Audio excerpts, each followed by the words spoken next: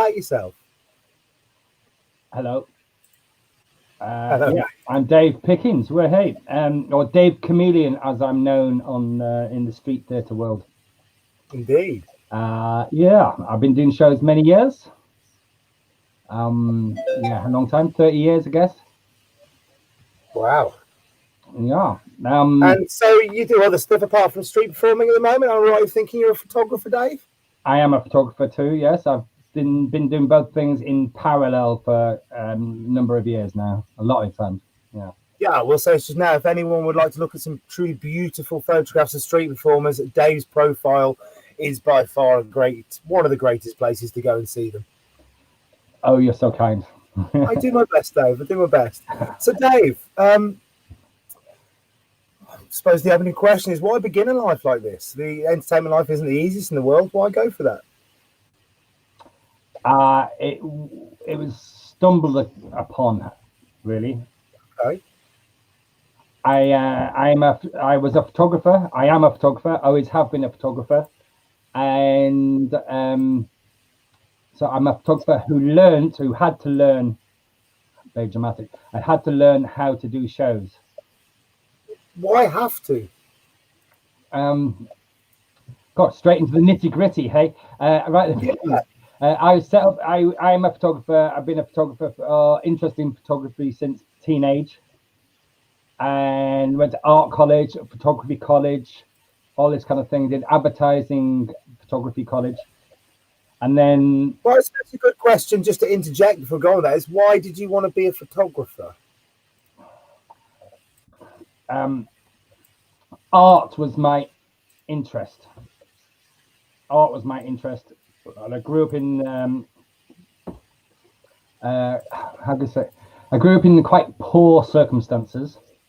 Quite grim circumstances, straight in there. And it was the 80s when I left school, 1982, and a lot of money was being made in advertising. Okay. And even though I was into art, I couldn't be a poor artist because poverty was not what I wanted to carry on being in. So.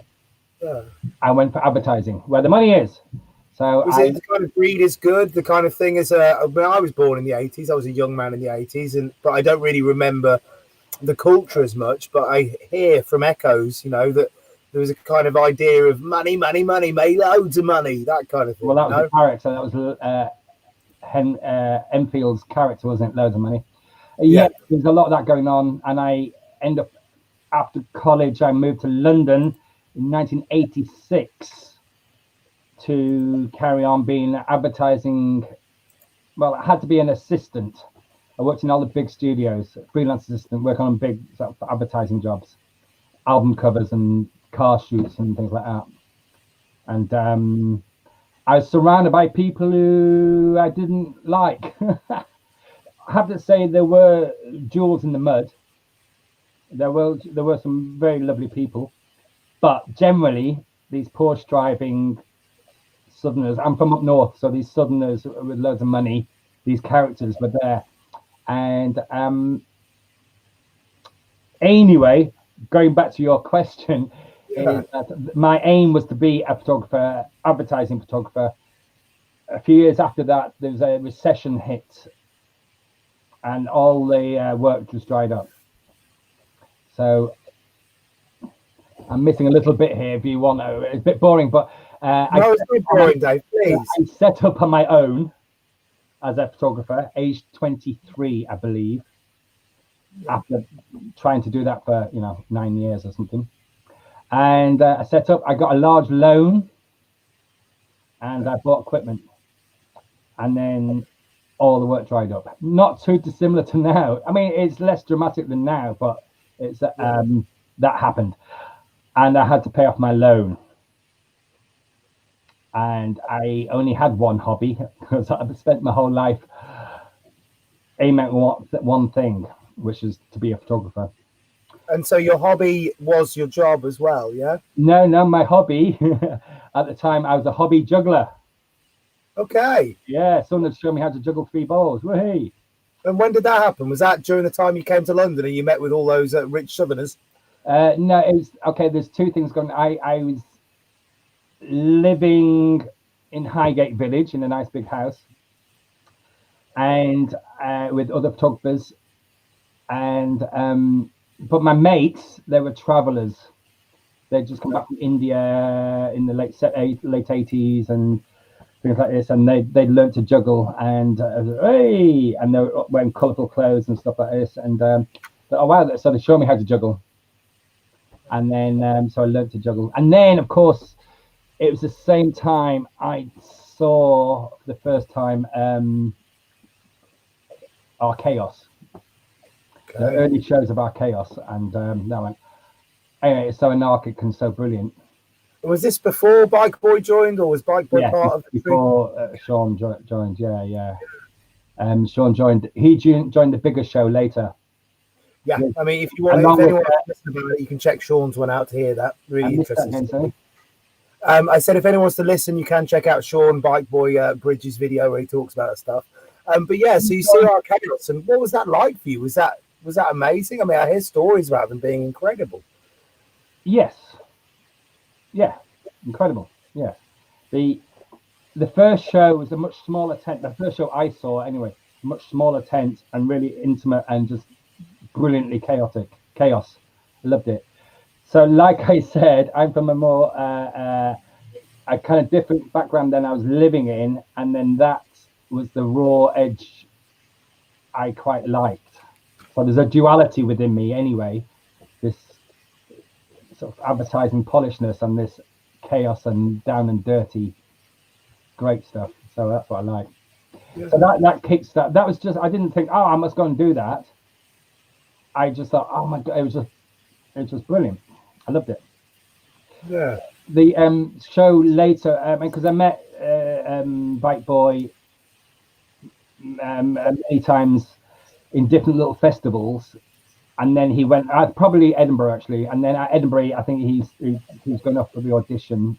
And so was there like a little festival scene where all the juggly kind of new agey types met up?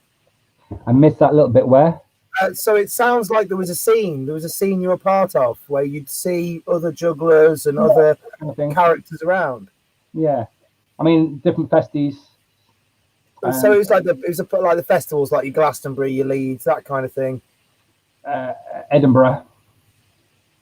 Yeah, Edinburgh Festival, which is I mean, I think I did like 20 years back to back at Edinburgh. So I haven't been for quite a few years, but you know, my liver is still you know, has the badge, I think. Yeah. And so at this point you weren't thinking about performing still. You were still trying to figure out how to pay your debt off it, I imagine. Yeah, it's, I don't really like talking about that too much because because that basically, yeah, I was trying to pay off my debt with my juggling. I mean, come on, I wasn't a performer.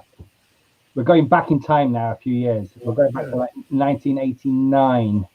Going back when I met Sean and people, that I think that was, you know, 1992 or something like that. So there's a 3-year interesting gap there. So me and 3 other people, there used to be this juggling workshop in Colombo Street in South London, in Waterloo. Yeah. And it was a really interesting place. I mean, I was new to it all. But then there were some fantastic jugglers all around, including, I mean, some, you know, household names now in the juggling world. As in, go on, let's listen to name dropping. Well, Sean Gandini, Steve Rawlings, you know, they were just practicing jugglers there then. I mean, they've gone on to do good things apparently. No, both. I mean, different worlds, but yeah, both really good. I was going to say Paul Morocco, but I think he only came in every now and again. Or maybe he didn't. I can't. It's kind of a bit blurry. Max Oddball, I don't know if you ever remember him. He started a shop which ended up being the epicenter of it all. Yeah. Anyway, after that workshop, It was a Sunday afternoon. 3 of us went and started juggling clubs at Waterloo Station. This is my first ever street show. My first ever show. No, it wasn't a show. It was just we were juggling. We were practicing, and we left a hat out, and we made £17. Yeah, this is late 80s, so that was enough for 3 of us to go for a pub lunch and get pissed. So yeah. So that was like, and so that was the very beginning of that malarkey. Yeah. And then and it was soon after that we did try Covent Garden. What was that like then? I remember it very clearly because we went to a local park, and practiced what we were going to do.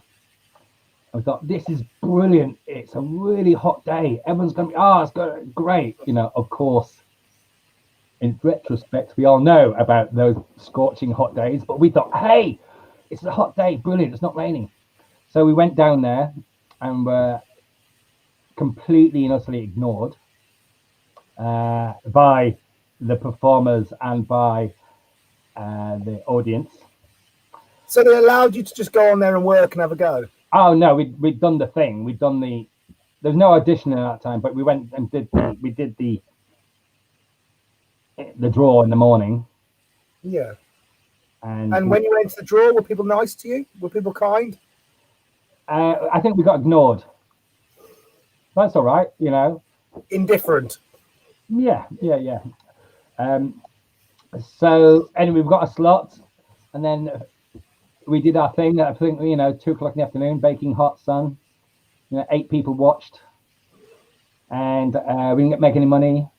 And we walked away with our tails in our legs, between our legs, and I didn't go back for like 2 years later. But after that, we went to Edinburgh, and that's where we cut our teeth. That's where we learnt. And who is we? Back then, there was 3 of us, 3 jugglers. We had a name. We were called the Nomad Haywains. 3 technical club passers. We were very good at club passing. Am I sensing you're struggling to remember the names of the other 2 members? Oh no, Guy and nice guy. No, okay, Guy Groovy guy, I should say. Tony Stapleton. Neither of which are performing anymore. So not Groovy Guy, different guy. Oh yeah, not that guy. I did meet him at the time in an audition for Ra Ra Zoo. Oh, okay. Yeah, we met. That's where I first met Guy. I remember him doing a poetic thing. When the bell tolls for who he's doing poem and juggling. I remember. But anyway, Guy now lives out in Wales, and he does circus workshops and stuff like that. And Tony, I think he became a Buddhist monk. Okay. Wow. Yeah, so that's and so 3 of us went up there doing fire shows. So we did, we were the smelly, crusty fire show people. Yeah. And so I assume you go there at night when the other performers start settling down and you start setting things on fire and whatnot. No, you could do fire. You could do fire in Edinburgh. So you're doing it during the day? Yeah. Okay, I mean, we cut our teeth. We learned a lot. I learned a lot.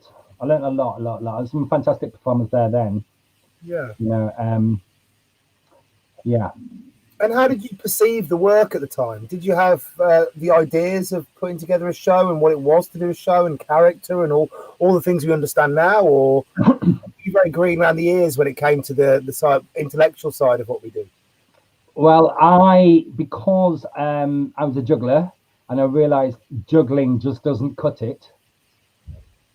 I started looking into doing clown workshops. So I started doing clown workshops, not like a clown school or clown 2-week course.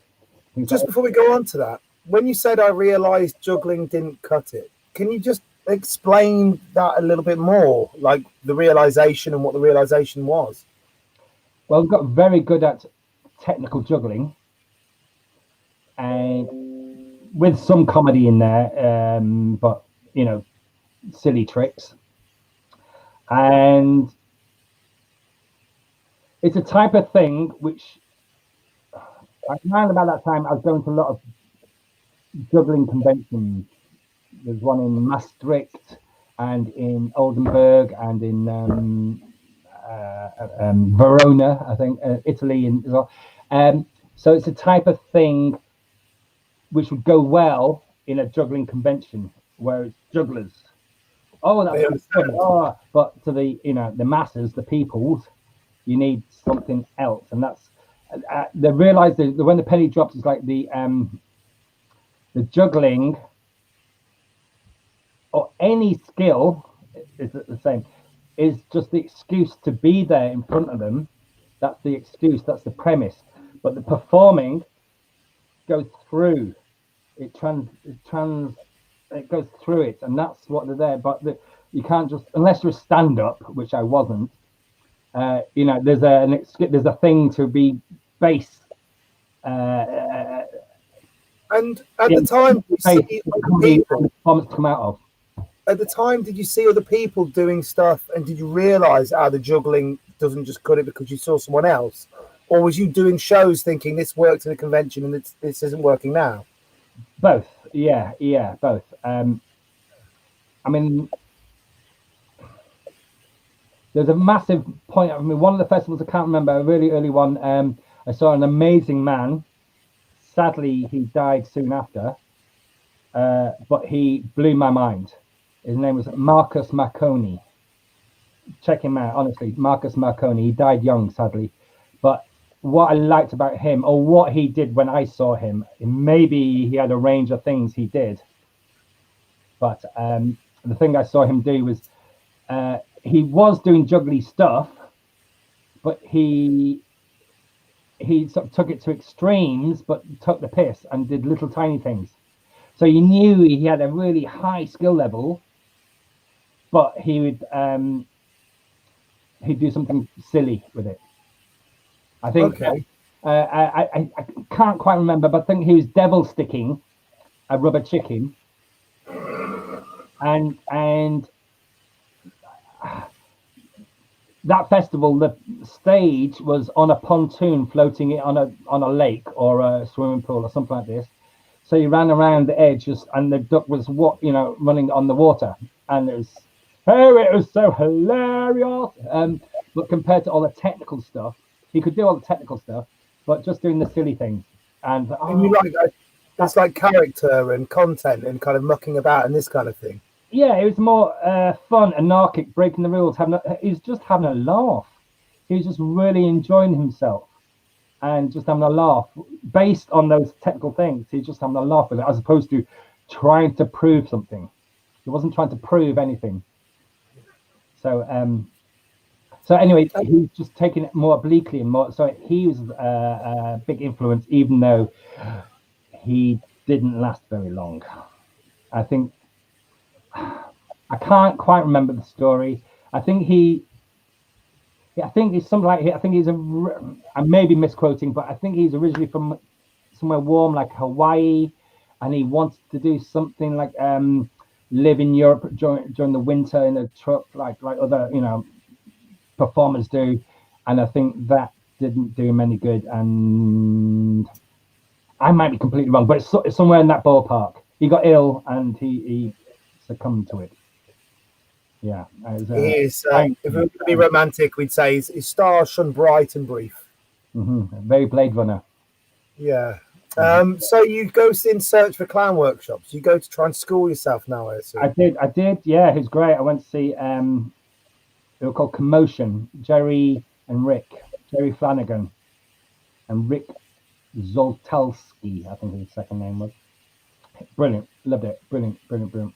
They were very much from the Goulier school, and they taught with a woman called Monica Pagna, who did the movements and the Feldenkrais. So from that, I kind of got into yoga. And then I got into dance. So all this world opened up for me. Maybe I just got into. I immersed myself into it. So then all those things, all that work, doing shows and showing off. There's another man as well called. It's slightly later, but Jonathan Kay. He's the fool doing fooling, different from clowning. And yeah, so I was inputting all this other stuff, and then seeing great performers as well. So so that I didn't actually make a proper show till later than that. And so is this a very intensive period? Are you doing workshops like 3 or 4 times a week and then training the other times? Yeah, I was there's two things going on in my life at the time. I moved out my big house in Highgate Village, and I started squatting because I couldn't afford to pay rent. And then this is what I was going to avoid saying, but I'm going to say it anyway. With my last £1,000, I bought a truck and ran away from my loan. And now I traveled for 16 years. I traveled in my truck and around the world for 16 years before I redid that thing. So, so anyway, so that was the case. So basically, I didn't have overheads, so I was just doing workshops.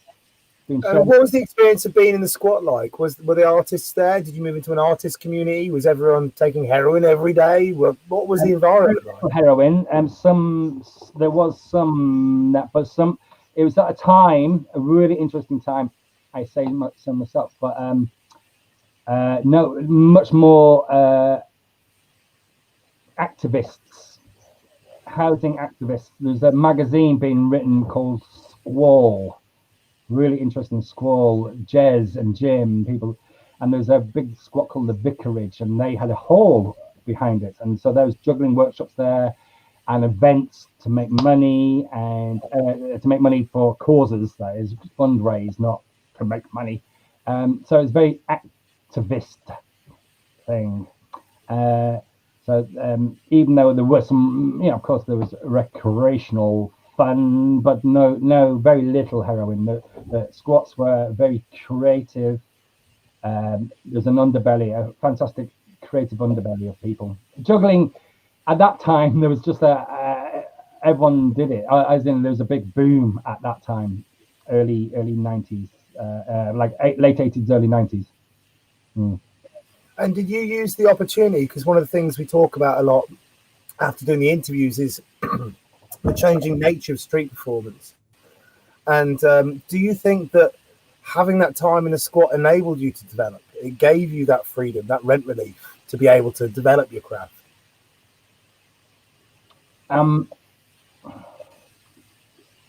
Yeah, again, there's a parallel thing. My craft was being developed, but I was watching.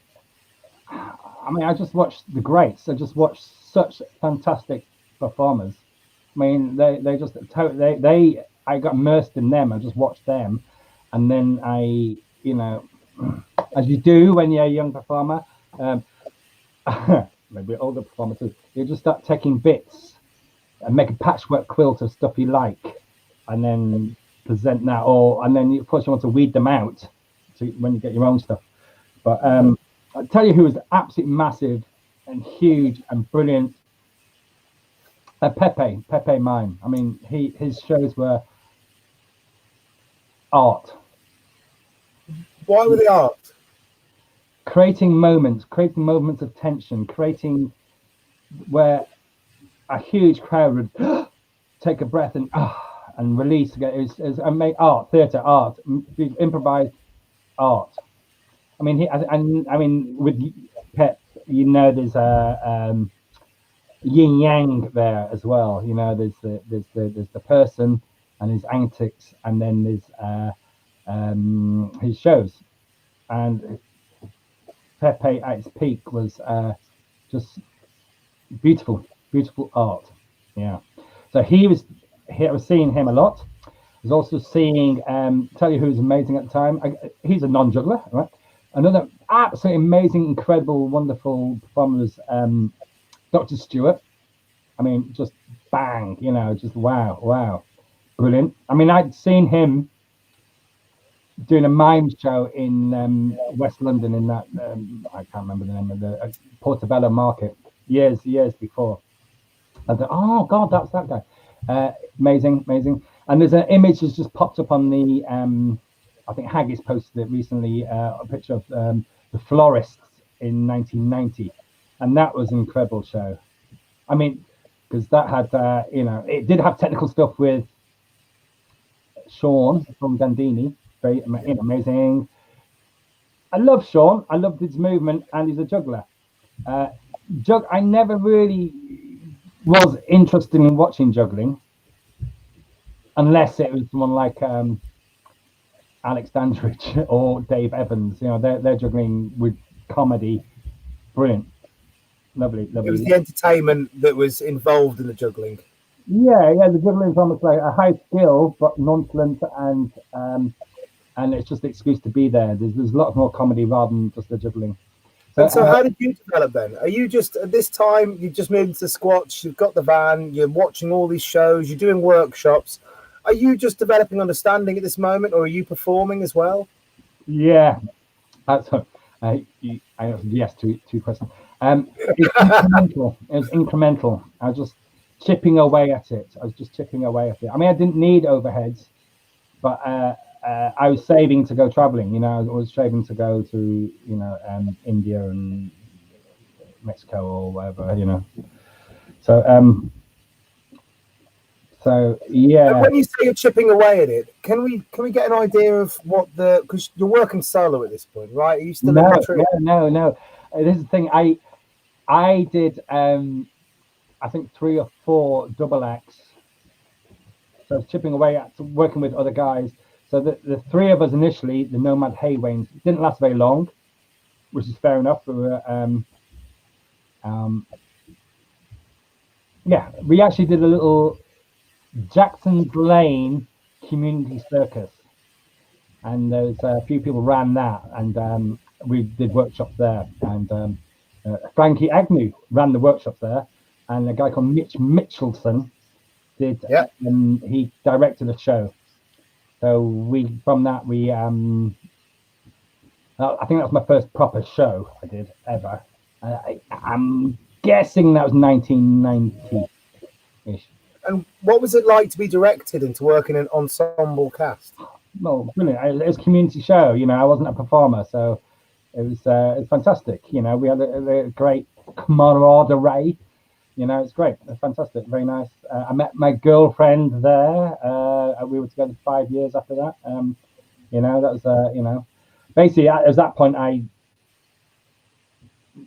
advertised. That was the point. The advertising photography was kicked into touch, and I was going for it. It's basically the stream of life went when it hit a blockage, and that was the path of least direction.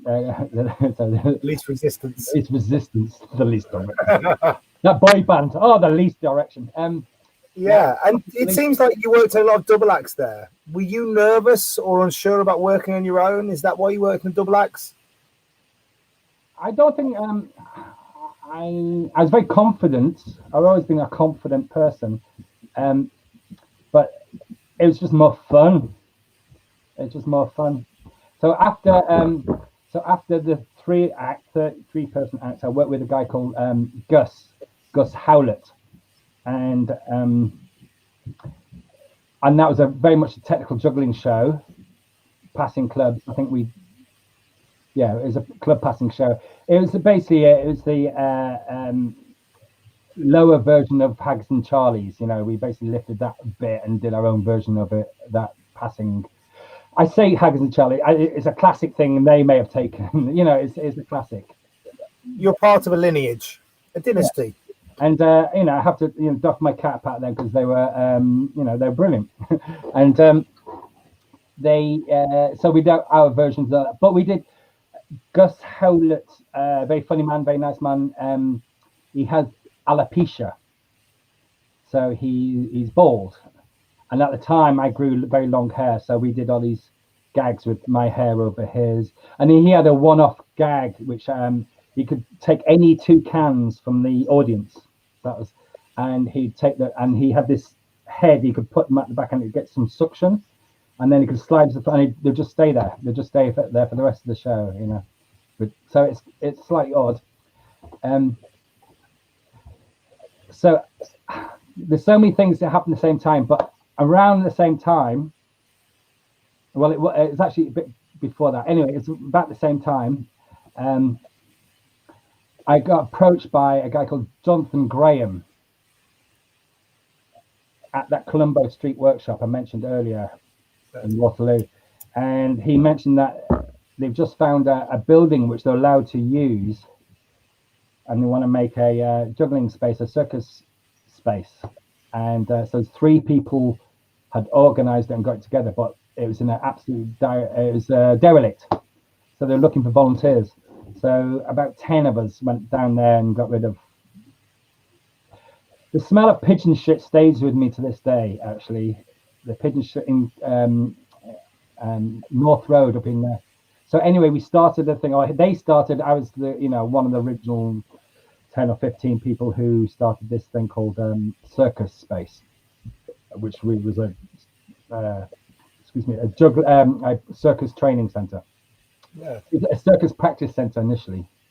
And so when you went there, it was just mountains of pigeon crap, and it was just a pigeon. Well, when I was living in empty buildings, you call it pigeoned. The windows are smashed. There was pigeons inside. It was destroyed. Yeah. Yeah. And did you guys all get together and put on the marigolds and start clearing the space out, putting everything in bags? Yeah. And it was like a name to mention as well, Teo Greenstreet and Jonathan Graham. There was a woman there. She didn't sadly, I've forgotten. She wasn't there that long. Shirley something, but memories. But then the team of volunteers got bigger and bigger, and there's people putting in the sash windows, and then I think it was like it took about a year, maybe 9 months to get it all done, and then set up a trapeze, flying trapeze, trampolines in there. So that broadened my experience completely. I've really gone to trampolining. I loved it. I loved trampolining. And my girlfriend, like I mentioned before, Jackie Crochet, she was a flying trapeze artist, or she's a trapeze artist at that point. And she'd been to the only circus school, full-time, the original full-time in Bristol in a church. I missed all that. So I was like, I felt I was missing, I'd missed out, missed the first bus, but got the second. Yeah. And so when the circus space gets set up, you've put the windows in, it's cleaned, it's spanking, the trapezes are there, the trampolines are there. You start trampoline, enjoying it. What's the atmosphere like between all the people there? It was great because it felt really new. It felt really new. In fact, what people now call circus, this modern day, like there's many a cabaret. Oh, we've got a circus cabaret. Oh, we've got a circus theme thing. There was a definite break from what was called circus, and this was called new circus. It had to be a prefix of new circus. Do you mean the traditional circus with the big top and the clowns are all colourful and animals? And it was the beginning, the birth of I wouldn't say the birth, but the toddler stage of theatrical circus, which we all know, like Cirque du Soleil and things like this. That kind of thing. But yes, yeah, I mean that kind of thing. That's it on steroids, yes. But there was a group at the time who I think were massively pioneering. Rara Zoo. You know of them? I've definitely heard the name. Yeah, Dave Spathaki, now in Ireland, Sue Broadway, Ali Hulabeck, Mark Digby, who is also in The Florists. And Lindsay Butcher was in there as well. And I think there's a few people who interchanged as well. I've forgotten all the names. Yeah. Anyway, but the Clown Power Forum, if anyone would like to check that out. Yeah. Dave Spathky was a great clown.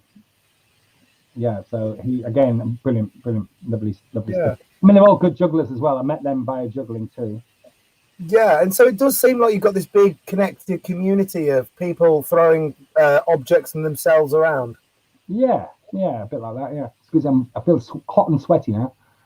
It's okay. Yeah, How it's very exciting for me. It was very exciting from going yeah, from where I came from.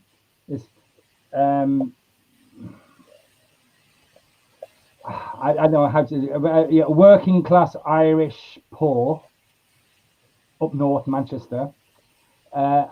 Into this world of advertising, which I made the decision to go to, but then I was a slightly fish out water, but I was learning. I came across middle class people. Wow, So actually, that happened at college, but when the circus stuff, I stumbled across, it was so much more my people. I found my people. I was a bit of fish out of water in the advertising world, but we had the commonality of fantastic imagery. I love fantastic imagery, but I had to sell a bit my soul to be in that world, and it there felt was compromises. much better to be in around. But again, there's no money there, but I didn't need any money. I had no overheads. Yeah. I was very happy doing all these workshops, and then that opened up the door to yoga, and I've been doing yoga ever since. Yeah. So, And I take it you take a lot of comfort and pleasure from yoga. yes, yeah. I mean, yeah, yeah. I mean, I haven't killed anyone, so that's a good thing. It's a good thing. Yeah. Yeah. So from the trampolining and circus space, how do you advance after that? Because when I've seen you work, you're a solo artist and you're doing a scripted written show as a solo artist. So it's clearly a journey from that point to where we are now, or were last year. Yeah. Yeah. On that trajectory, I worked with Gus, and we're called Howl It to Your Pickens. Yeah. Actually, a slight tangent. A post has just come up recently. It's called the Hackney Homeless Festival. There's a big festival in Clissold Park, and there's a poster for it. And then someone reposted it. Oh, remember this is again maybe 1990 or something like 92 maybe. And yeah, they're in writing on the bill, on the actual bill. Is I didn't know that, but or maybe I didn't forgot. But our name is on this bit of archival poster from this big Hackney Homeless Festival back then. So anyway, I worked with Gus Howlett. We're called Howlett Your Pickings. Went and did this. I went and did this residential workshop with a guy called Jonathan Kay, and that was a bit of a huge change for me. There's some incredibly talented people on that 3-month residential out in Devon, doing fooling with Jonathan Kay. It's kind of theatrical workshop. But you said before that fooling is different from clowning. Yeah. Are we going down that one? Are we? Yeah, if you can, if you don't mind. In a nutshell, a fool is a performer who doesn't recognize any boundaries. I will jump over them and meander through them and dance across them, and is much more emotional and stuff like that. And within that, and be a truth sayer or an observer and saying what they think. And within that can be a clown. It can be a clown, can be a dancer, can be a mime, can be a fool is someone fooling with everything, which is possible to do. It's fooling with it. Whereas a clown, I love theatrical clown. It's clowning, and if it's not clowning, it's not clowning, but it's clowning. Whereas a fool transcends all his barriers. So that's the difference. So could you say that a fool can be an element of a part of clown, but clown is more of a stylized choice, whereas a fool is the kind of the verb, the activity, the mindset, the process of something which can be applied to everything? Not 100% sure, really. I don't think so. They're actually two separate genres. Fair enough. And what was your experience there like then? 3 months is a long time. Yeah, and it was residential, and it was in isolation, and we're doing really long days, and we finished these long days. And for want of a better word, for me anyway, it was drama therapy. It was drama therapy because Fooling is back. I was a lot back with Jonathan Kay. It's a lot about improvisation, and there's many subjects. If you know Jonathan Kay, I could talk, or he could talk till the cows come home. But it's something like this. What he was doing is to be stand in front of an audience naked, as in, well, you know, not naked, but emotionally open. Yes. They have to deal with anything. So if you're completely fine with everything, with yourself, then you can go and adventure in different places, and you don't hide from it or try and hide things, emotional stuff from it. You don't have. You got to get your closet. You got to get skeletons out of the closet, and there was different people reacting different ways with that. For me, it was brilliant. It was so brilliant. That was my drama therapy, and I apologize to the other people who are on that thing because it was, you know, I got a lot of stuff out. I went there with all its emotional baggage. I meant, but I had a quite interesting and interesting, as in poor and alcoholic and violent and moving and not grounding childhood. You know, it was very not very enriching, you know. It's quite. It wasn't very good anyway.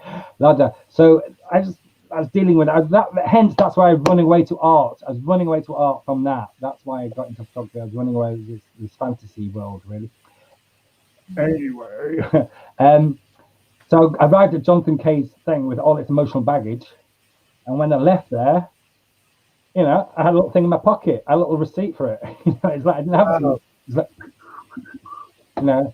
So so after that, that's when I was able to go solo. Actually, so just before we go on to your solo stuff, what was a day in the life? Because it's 3 months long. What was a general day in the life in this 3-month course? Well, it had a beginning, middle, and end. I didn't, you know. So in the end, it was quite different from the beginning. But we lived in this kind of interesting valley, and it had an old chapel in it where we rehearsed each day, and there's various cottages and rooms we all shared. And he didn't want us to get all settled in, so every week we put names out of hats and we just changed bedrooms depending on you know, age and sex were relevant. You just yes, yeah. It was just, you know, so, you know, there was no. We tried to avoid cliques or you know, things like this. Well, it's a great way, just shaking the room up. Yeah, exactly. It was an emotional snow globe, yeah. And so, did you get up at 6 o'clock in the morning and you're out there milking the cows and stuff like that, or? That's right. No, I can't quite remember. We all had breakfast together. We cooked. We had a rota for everything. We had a rota for cooking and all that. I think breakfast was done. I think it was over the winter as well. So I do remember being thick snow for a while. I had my truck there sometimes, so I lived in my truck for a little bit. But that's where I met Matt Lawrenson, and after that I started doing a show with him, and we were called The Captains. Okay. And yeah, we did acrobatics.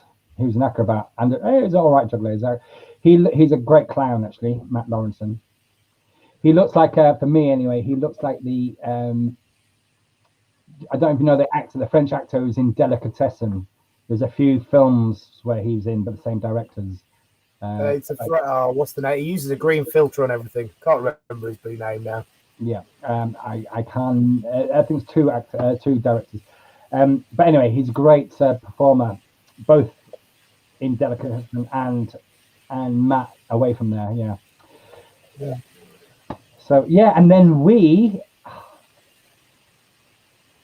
went and he had involved with Bristol Connections, and there was an ongoing show called The Medicine Show, which is a street theatre show, and I think that was originally Ollie Crick and other people. Can't really remember. Things transpired. Me and Matty did shows together, double act, called The Captains, and then we joined forces and with a guy called Adam and did the medicine show. And the medicine show was a really good fun thing. Just before you go on to the medicine show, and really hold on to that one, but you've done multiple trios and double acts now, and so I'm interested in, is there a writing process when you double up with someone? Is there something you've discovered over that time as a way to prepare the work? It's interesting because it basically started off with technical things, and then technical things with more fun things, and then fun things with some technical things in. So the ratio from technical and fun impro just went, you know, I don't know, it changed. The ratio changed from positive to negative, or major to. When you sit to write the show, do you start off with the technical skeleton, so to speak, and then you build the fun around that, or? I really can't remember. Sorry, Matt. Okay. Well, it's like put on to what can we do? What would you like to do? That's fundamentally what. I mean, it evolved because one was a technical juggling, one was technical juggling with more fun, and then the other one was more fun with some technical juggling in it. And am I right in thinking then you teamed up with Ollie Crick and made the big kind of super group? I never worked with Ollie. No. He was left the company by then. I just gave him a name check because I think it was his company. I mentioned him because I remembered it was his company. And it'd been various performers had worked with Medicine Show along the way. It was like a, you know, it was a thing which they changed performance each year. They got a new cast. In my way of thinking, anyway, and I happened to do it for 1 year with Matty and a guy called Adam, and we did a very silly show called The Wedding, but very good, very funny. And did you tour it? Yeah. I mean, around the festivals in the UK, I think Holland and Belgium, that kind of thing. You know, Master in the Limburg Festival, I think. And are you feeling a bit like a seasoned pro at this point? Are you still feeling like you've got to cut your teeth? Oh, at that point, I was feeling, I was feeling confident at that point because I was doing different. Okay, everything changed after the Jonathan K. That was basically a changer. I went from juggler to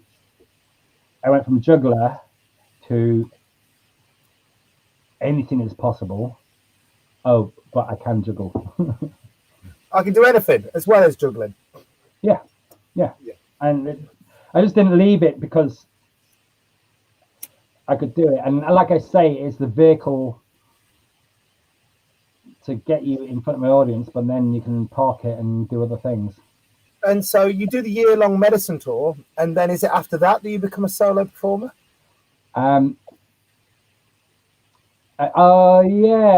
Well, at the time, we started messing around with. I did start in between. I went off and did little bits. I went to Zurich Festival.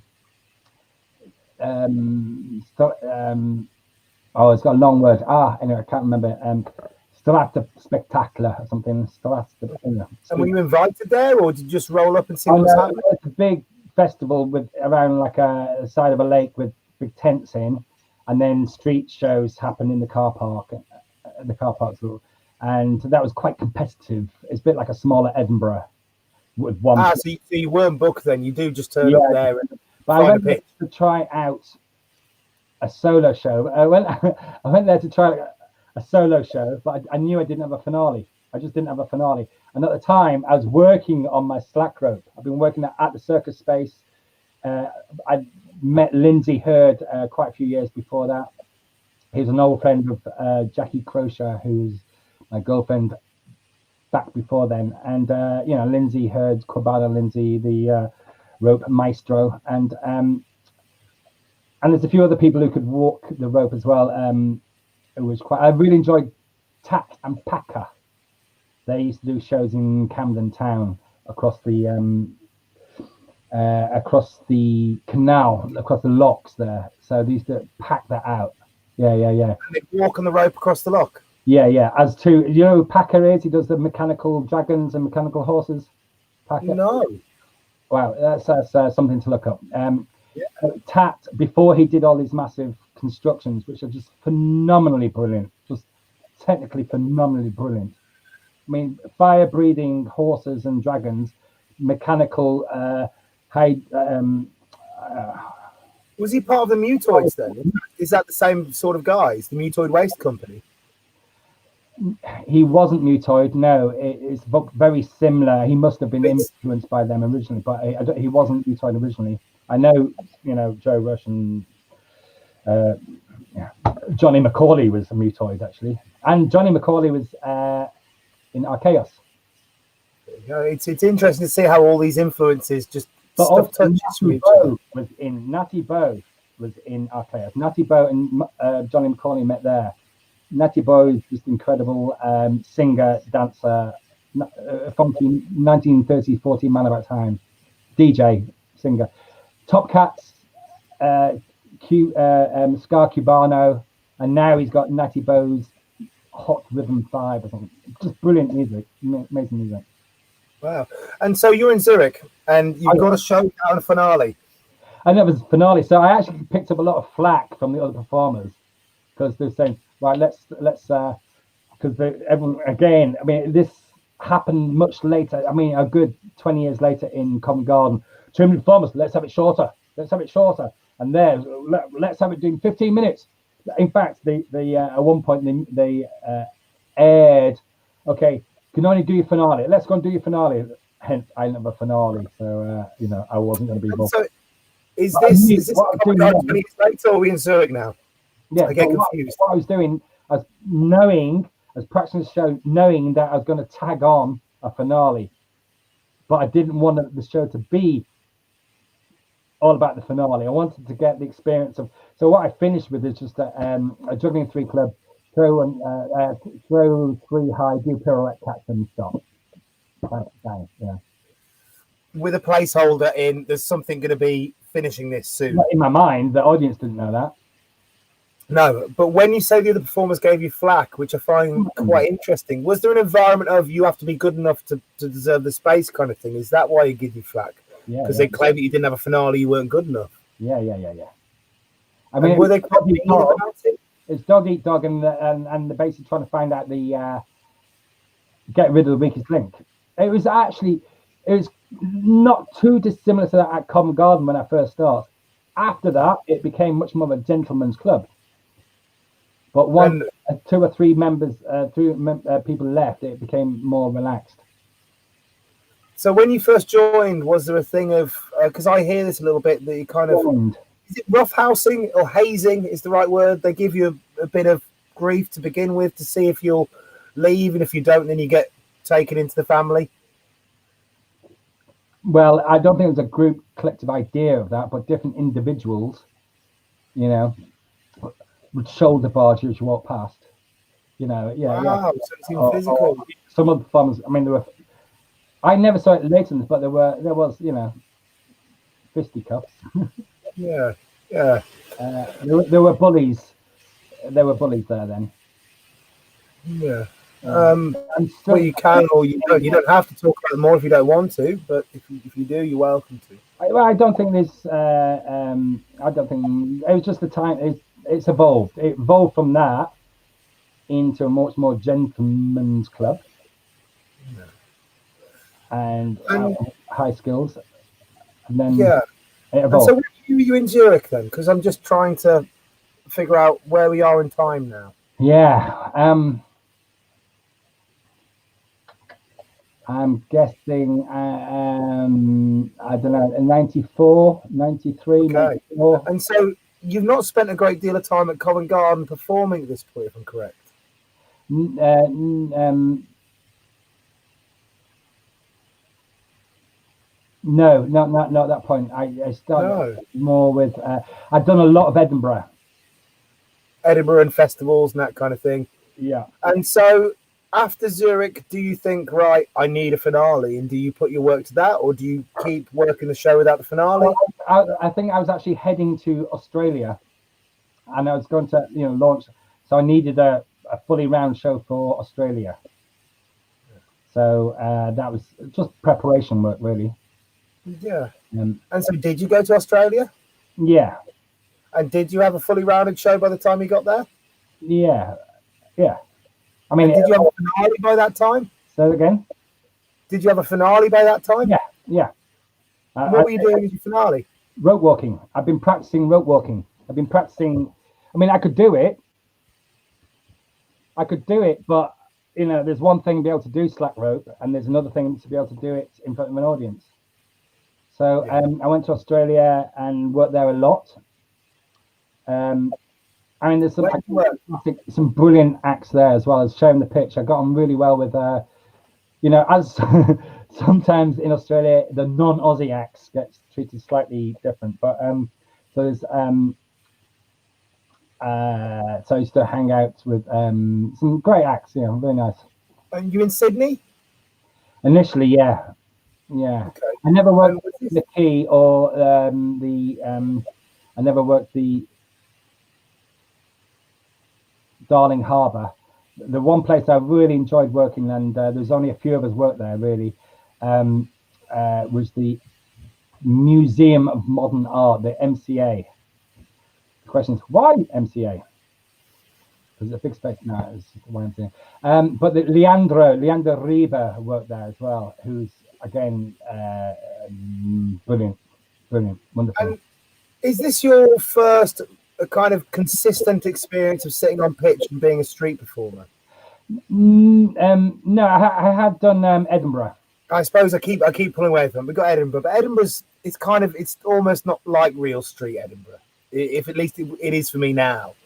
It's not like the gritty thing of you never struggle to get a crowd in Edinburgh usually. Okay, right. This is I guess it's before your time, but this is pre-amplifiers. No one could use amplifiers, and it was all down on the mound where you're battling against. It was called the jungle. So you're going against other performers, and if they see a weak performer, they'll start a show next to you. It was that time. There was not Edinburgh now, no way. So if you could survive that, you could survive. And you got Peruvians.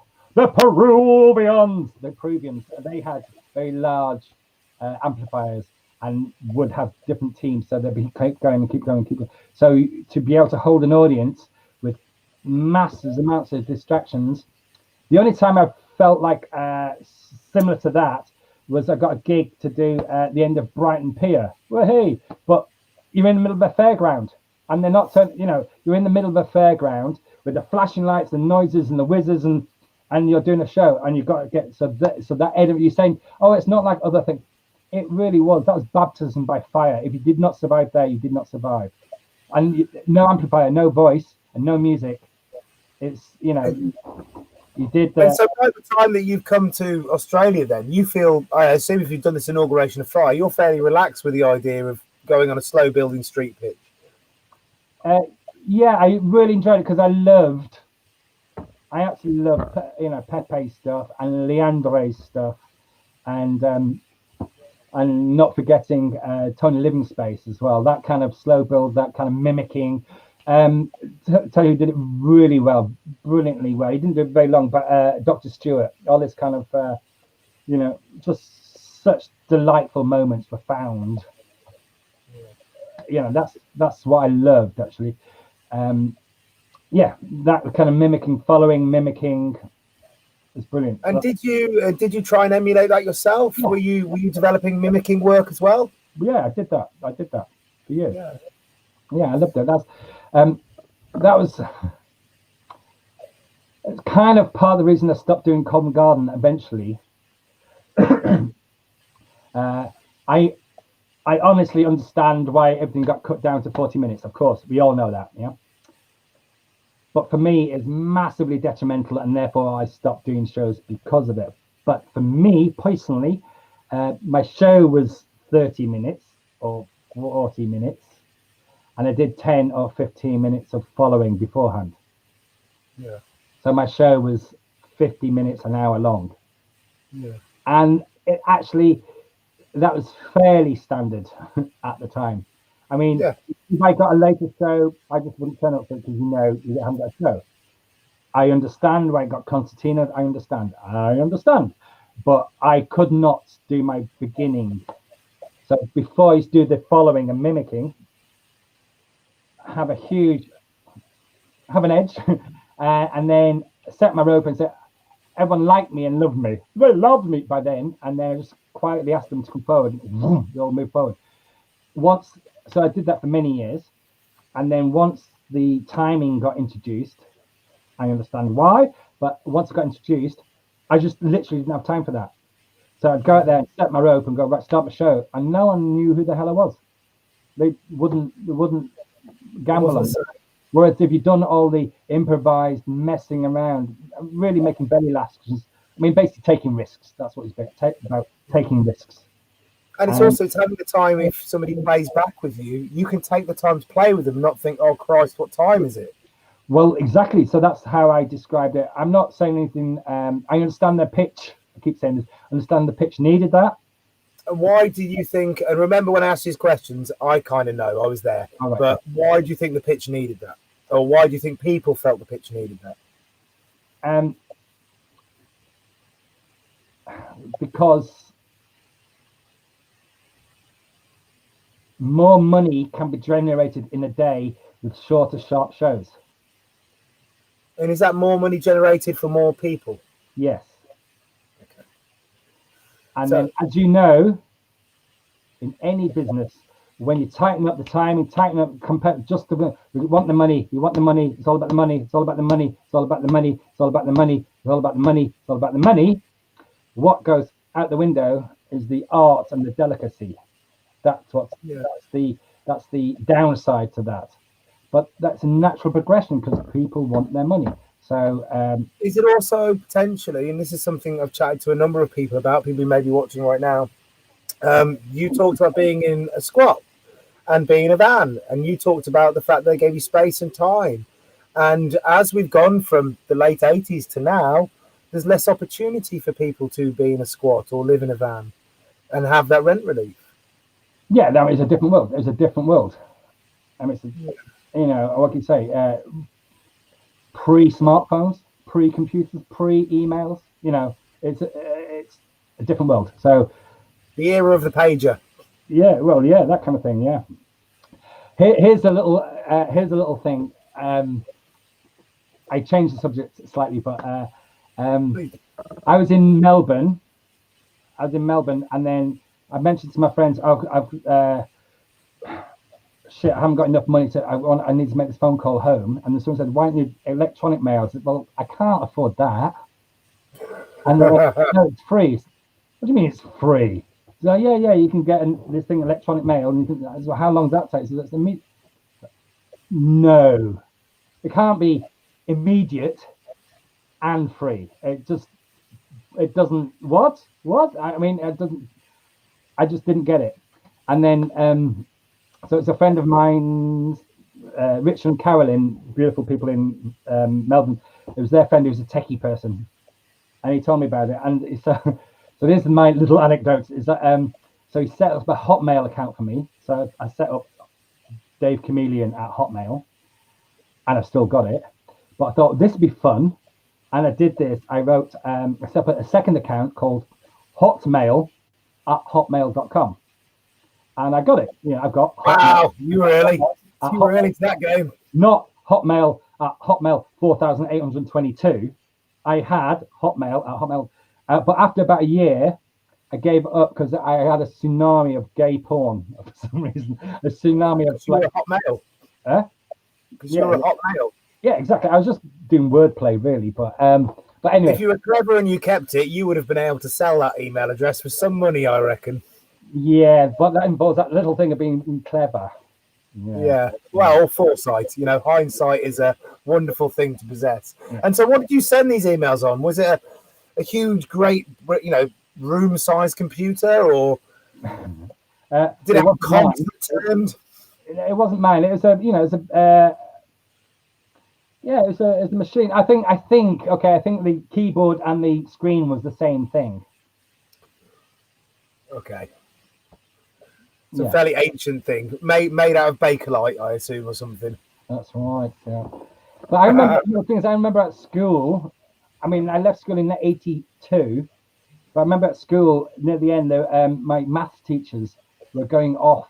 What was our maths teacher? Oh, they'd gone off to learn about thing called computers. It's a space age thing. Yeah. Anyway, going back to the point. You're in Australia. You're in Australia. No, before that,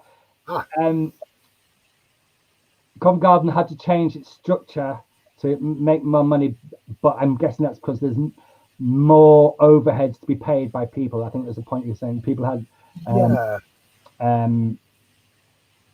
But I actually near the end, of course, I was renting as well, and so, but I think it's more of a overpopulation.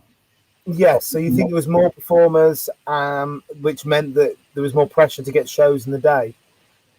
Yeah, say there's 12 shows in a day and there's 15 performers turning up. 3 don't get shows, but when I last worked there was 30 performers turning up, and half of them didn't get shows. So, and if there's for a half term, for example, you in a week you get 6 shows, and then the last time I went there for a half term, I got 1 show. Yeah, because there's just more people in the draw. The odds have got worse at the casino. That kind of thing. So therefore, people wanted to get more out of. There's more pressure put on each show to make the money. Well, I suppose the thing is as well, if you're only getting 2 or 3 shows in a holiday, you don't want to lose those shows to overrunning. You don't want your. It became a job. For me, it became a job. It was more. This may be my delusional ideas about it, but it's a bit of a gentleman's club who made street art, and then money came from making street art. It was a very lovely thing.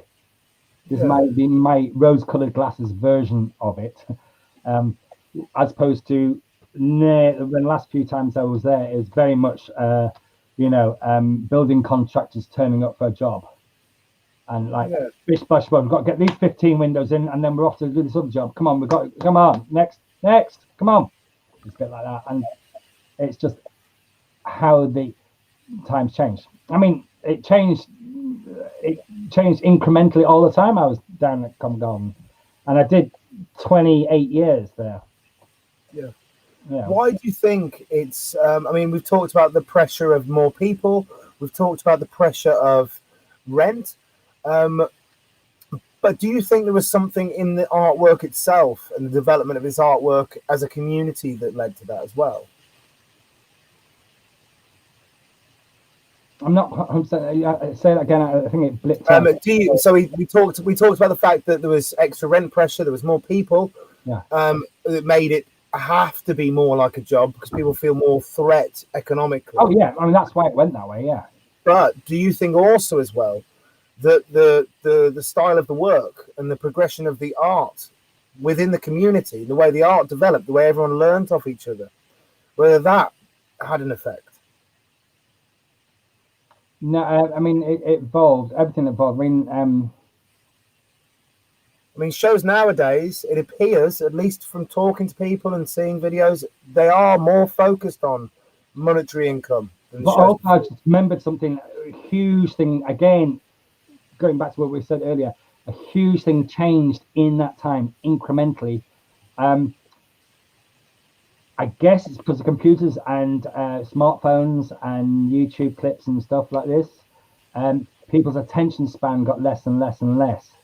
Whereas to sit for half an hour to watch a show was nothing. It's a nice thing to do. Whereas now it's like, come on, get on with your finale. I need your finale. It's the whole the rhythm of the brain, for want of a better word, has changed. Did you not get back in the day? Did you not get people back in the day saying, "Hurry up"? I think there must be a hurry up a meter, right? Whereas it didn't happen for 10 years. Then it happened once a year, and then it happened twice a year, and then in my penultimate year, it had happened 8 times. It was a bit weird. And then in my last year, it was happening nearly every day. I was like, yeah, my hurry up meter got a bit hot, you know, and like, whoa, because I used to have some lines, hurry up, because I used to play with the balconies, and occasionally you get drunk shouting that for that, but then that was because you had two shows. You had the show down here. I mean, I was up on a rope, so I could look down at the audience. But I had there, and then of course you had the three balconies which you played off with, which I did I did the huge Mexican waves right across the piazza and stuff like that. But then you'd always get the drunks, but there's a banter there. All right, you lot down there. Oh yeah, there's two camps, as it were. Yeah. But the hurry up meter would come from the balcony, the drunk. But it starts to trickle down to the people who wanted to get on. You set your rope. Go on, do it. Do your rope. Come on, do it. Do you think it's a thing that they want to consume now? That it's become a consumption of experience rather than sitting and taking in a piece of artwork? Well said, exactly that. And also, they take the selfie or do the. I've seen it a few times.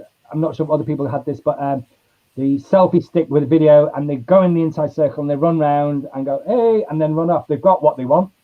They've got their. They got their. It's so Instagrammable. That's what you are. So Instagrammable. They got their image, and they don't. It's about they've got their product sellable fucking experience. Yeah. So it's not just street theatre. Street theatre's reacted to its environment, and the environment has changed, or is changing, or will continue to change. And well, you see where the environment is now and where street theatre is. Dave, I want to just pull back just to get, because it's incredibly interesting talking about this stuff, but I want to get your story as well. So you're in Australia. You've worked in Australia for a time with the rope. You've had really good fun. You're here now, so you obviously haven't stayed there. What happens next? I keep blipping out. So what? I was in Australia, and then what? Sorry. Sorry, no problem. I know the line isn't perfect for us. It usually looks a lot better for everyone else watching, but we get a little bit of jitteriness when we're chatting with each other. You're in Australia. Where were you left off last? You're in Australia. You're doing the rope. You're having a really good time. And then, do you stay in Australia for a number of years? I am. Again, I've got different parallel things going on at the same time. I've got my street shows. I've got my traveling, me as a traveler. Me as a yogi traveler. I've been traveling around going to yoga schools. I spent a lot of time up in the Himalayas doing that. Teaching Tibetan Buddhists English while doing yoga. That's what I was doing up in was that a method of subsidizing it, or was it just a nice thing? No, that was giving back. Oh well, give and taking. Give and take. So I have my earning life, my performing life, my traveler yoga life, and my photography life. These three things have run parallel the whole time. So depending on, and they always cut across. My stories cut across, but. So as far as Australia is concerned, what I did, do you get these round the world tickets? I did quite a lot of those, and I'd go to India and do my India thing, mostly yoga, some traveling, what have you, and and other parts of Asia as well, and then get to Australia. I worked the Australian circuit and New Zealand circuit. And then carry on going, and then get to LA, and then go south from LA, Mexico, South America, Southern America, Central America, and then. Are you performing while you're doing that, or is that just traveling? Is that just seeing the world? So I worked 2 seasons. I worked Europe, Ireland, and UK.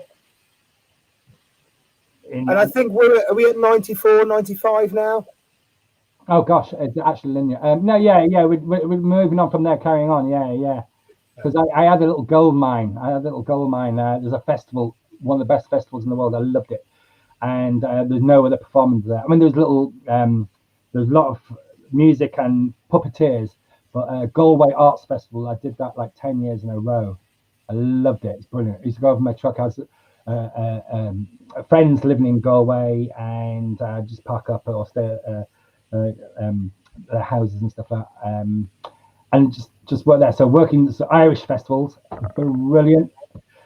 I'm from Irish heritage, so I grew up in an Irish community in Manchester. So a lot of that going on. So it felt really at home there.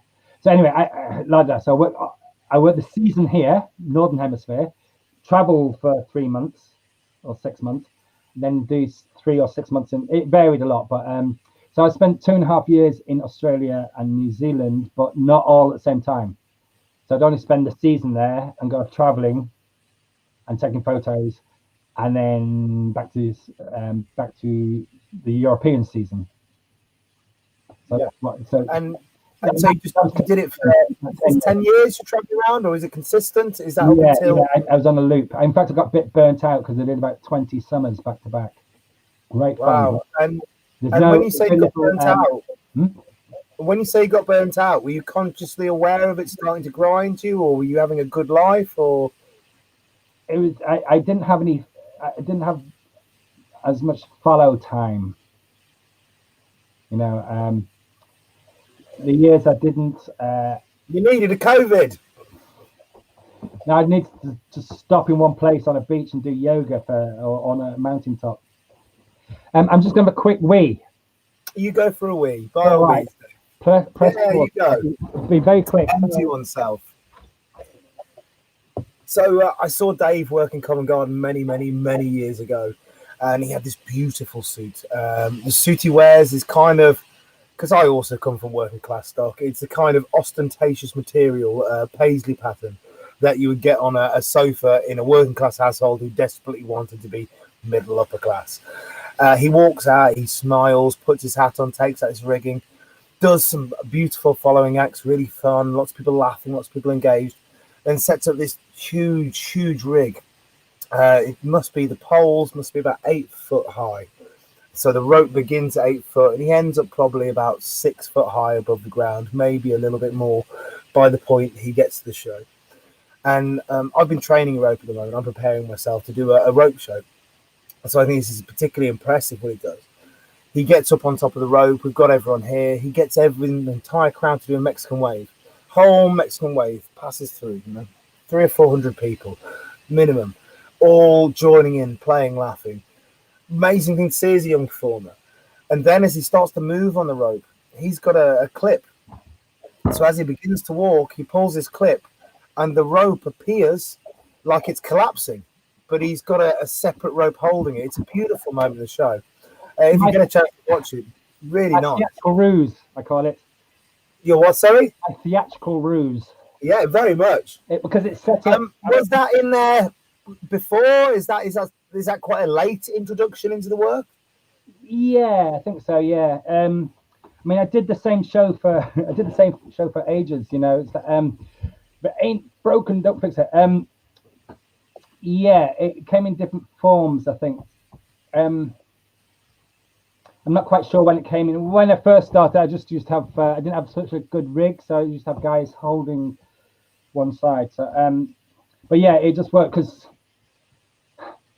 as far as street shows, anyway, I liked the idea of everyday objects. People know what a rope is. People know what well, before they knew what fire was, or a football, or a ball, or a hat. So I got very good at hats. So a hat, people know what a hat is. People know what a rope is. People know what a football is. People know what a knife is. So I used to juggle knives. So. And is this trying to get away? Is this trying to get away from having props that look like you've bought them in a juggling shop? Something like that. Yeah, there's something authentic about it in my mind. Anyway. So on that note, I used to do slack rope, the wobbly rope, the moving rope. People, what's going? But then, so I used to set it up like a tightrope. People know what a tightrope is. They imagine what they know what a tightrope is. I mean, they don't, because there's no turfer, there's no tightener. So it's probably more common in the common culture. It's tightrope rather than slack rope. People who know tightrope, tight wire, would look at it and go, that ain't no tight, because it isn't. But it's aesthetically looks like that because it's going twang and you go doing. So I get up onto it and then, okay, about to do the trick. And then I've got this release catch from shipping rigging, yachting rigging, and it released it and I go toing and and it's a big, it's basically, It's not pretend. People have an actual emotional moment. Emotional. It's a gasp. Like you talk about Pepe, it's a moment where you gasp. You do gasp when that happens. It's real. It's in real life. It wasn't pretend. I mean, it was pretend, but it was. Yes. You know, yeah. It was for real pretend. It's a ruse. Yeah. Yes. It's yeah. It's a goal that hit the post. Oh, it's a it's a yeah. And did you see that show as a slow progression through time? You add little bits in here, little bits in here. Yeah. Yeah. I mean, truth be known, it worked very well for me in different ways. As in, at times I was putting things into it and working out, and then I got much more interested in the physicality, because I got into dancing. I got into swing dancing, so all my music was all of that era as well. And the dress was always dress sense was always like this 1940s esque, and again with a hemp rope, and I kind of like that kind of the aesthetic of it. This traveling troubadour. And I don't know if you never noticed, but I used to have a tin trunk. And yes. And it was almost like the dressing up box and magic. And then when doing the following thing, things used to fly out of it. Just my box of tricks. And it's the magic. And people were, so you could stand there doing nothing with this box. They'd wait for something to happen. Well, not anymore, but line of thought now. But so there's an aesthetic about it. So I got into the movement. So that's the kind of thing. The show stayed the same, or pretty much the same. You talk about the skeleton of the show. Skeleton of it. But but what interested me was, because that worked. It didn't, get there, do your hat, say hello, do your hat, do your middle bit with a ball spin, do the finale. Bish bash bosh, bosh bish bosh. But it's how to fill in the gaps, and those gaps were the interesting bits. And then, of course, anyone who does a show knows that you can concertina it out, pad it out, and do things, or cut to the chase. If it's if it's going to rain, bang bang, you cut to the chase. It's like that show breathed, and you got to know your show very very well, and then you could fit it to, the name's Chameleon. It fit to any. I'm saying all this. I missed out my chameleon bit. I worked with Dougie Dougal for many, many years. 7 years I worked with him. When did you begin? What year did you begin working with Dougie Dougal? Oh, come on. Don't do dates for me. Can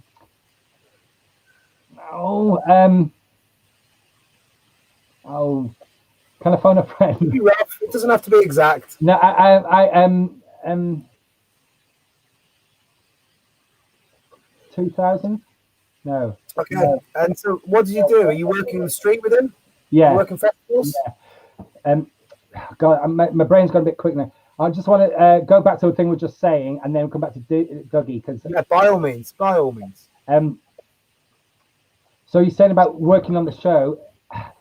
The show became a thing, and then I could just park it. The things that interested me in the show didn't change, but the other bits did. But then it was set and solid, so I could just put it on the shelf and do all my other things, and then I take it off the shelf and do my street show and earn my money. It wasn't my it was my money earner, and it earned really good money, which had the luxury of be able to afford the lifestyle I want, which is basically quite frugal, but spending money on traveling and photography equipment and making photos and stuff. And that dancing, art and imagery was the places I was really interested in. And it sounds like you're taking the income from the street to enrich yourself culturally and experientially. One thing for me, but yes, it wasn't. Once I finished the show and count the money, that was it. End of. I didn't really think about or dwell on it at all. But from that, but that's later on in your life, right? That's not the beginning. That's sort of, we're talking about at least middle way onwards, right? Oh, okay, we're back there then. Yeah. But it kind of was like that for a long time. later on, I got into much more into comparing. Okay. And therefore, all those little silly things, the Marcus Marconi bits, as I may call them, the little bits which are silly, me enjoying myself, being silly. I enjoy it more. And so, Chameleon, the name Chameleon. Yes. So me and Dougie started working. Dougie Dougal. He's not performing anymore, but he's an incredibly funny man. Is that his real name? Because it's a great performance name. Dougie Dougal. That's his name. Yeah. Yeah. Yeah. He's from Edinburgh, but I think born in Doncaster, above a chip shop. Dougie Dougal from Doncaster. Dougie Doodle from Doncaster. Yes, he's very, very funny man. Intellectually funny. Everything funny about him. He doesn't do shows anymore. But he was very funny, and I did technical things, and he was the clown of our double act. It did vary a bit, but he's kind of low status, you know. Was he a clown or was he the fool? Or was he both? He wasn't fooling, he was a clown.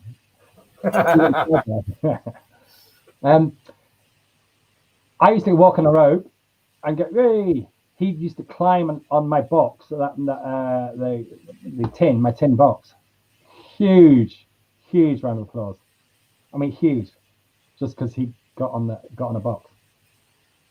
People love an idiot. And we were called Chameleon because we were doing a lot of traveling, and we were doing shows around the world, and I was doing different cultures. And that particular show, which was just before my solo, that show it did change a lot. There was a lot more interaction. We're quite dynamic, me and Dougie, and in many ways. And so that changed. Our relationship changed quite a lot, and evolved quite a lot. Well, we're more like whoosh, whoosh, it moved in around, you know, just. And that changed the show, and the show changed a lot. So because the show changed a lot, we did adapt it for the situation. So we were called Chameleon Clown. That's why we're not called Chameleon Fools. We were called Chameleon Clown. And so from there, we were called Chameleon Clown. And because we're doing all the festivals, we're touring Canada from coast to coast. We're doing Australia. We did shows in Japanese, Singapore. We did lots of the big international street theatre festivals, and then Halifax and Edmonton, all the beautiful ones. And then so anyway, people got to know Dougie as Dougie from Chameleon, Doug Chameleon, and then Dave Chameleon. So it's Doug and Dave Chameleon. And so when I went solo, my name was Dave Chameleon already, so that's why I chose that. Yeah, it's a great name. I think for a short period I was called just Dave, but I think that was the time. I think that was the time when I was talking about going to Zurich and what have you. Yeah, I mean, I used to perform with the name Matt Mistake, and someone told me you should never have a negative in your name. So maybe that's the thing with just Dave. I liked it because it was. It was a kind of play on the great Dave. It's like it's just Dave, right? Just Dave. But I also felt just, yeah, quite a noble word. So just being just. Yes, just Dave. Yeah, he's just. It has a double meaning, so I quite like that. Yeah, it didn't last very long. Yeah, and so anyway. Yeah, you do a lot of festival work that's not doing necessarily street shows or comparing. I've seen images of you dressed as an old lady, if I'm correct. Yeah, that's a new thing. But I have been doing another parallel thing. I find this conversation quite odd because it's all about me, but I do find it quite odd because I it is strange. Slide and vary them a bit. But I also did street theatre. Did street theatre festivals and the street shows, the circle show, passing the hat or not passing the hat. It was a good festival. Or street theatre, and I did street theatre well. I did those in parallel, like I mentioned the Medicine show, but I also had a thing called Swizzle Shaker. And that was a dance show, dance and circus show, and then I worked on other bits and pieces. So I was involved in that world of street theatre, as opposed to Yeah, street. and just before we go on, can you give me your definition of the difference between street theatre and street? We'll say street performance, but I think everybody knows what I mean by that. Circle shows and street theatre. Yeah, the umbrella is street theatre, isn't it? There's theatre on the street, but I think it comes in 3 different things. It has subcategories too, but generally, I'd say there's 3 things. 4. There's the I don't call it street theatre at all. It's busking, and we know what busking is, as in walk by, guitaring or puppeteering or something like this, beatboxing or something like this. And that's walk by, and you put your money in, you watch for a little bit, and then there's circle shows, which is you gather a circle round and then you entertain and then pass the hat, mostly at the end, but not always. So that's that. Street theatre is has a couple of subcategories, but it's where you go to an event where you've got your timing programmed in, and there's imagery there, and you go and you do your show to whoever turns up, and it's up to the organisers to do their job to make sure there's an audience around, and then if they fancy you, they come and watch you, and that's what you do. And then you finish, you take a bow, and people clap, and that's the end of it. And does that include your roaming and that kind of work? Oh, that's kind of a that's not a show as such. That's animation, as we call it in French. Walkabouts, as we call it here, and that's to animate the in between shows, or the people walking between. It depends.